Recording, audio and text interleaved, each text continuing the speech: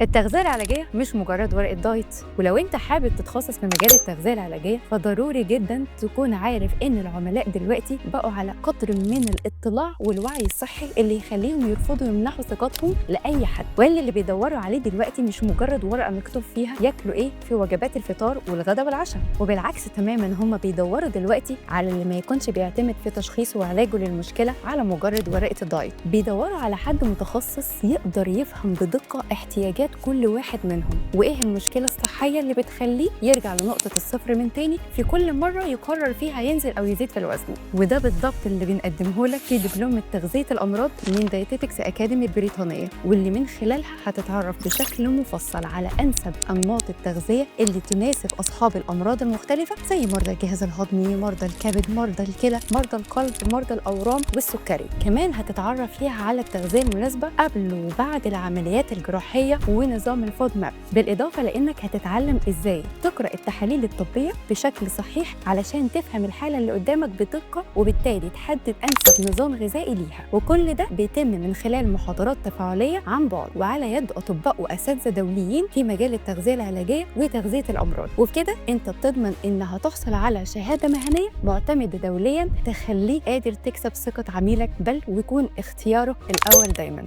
تقدر تحجز مكانك معانا دلوقتي قبل اكتمال العدد من خلال التواصل على الرقم التالي.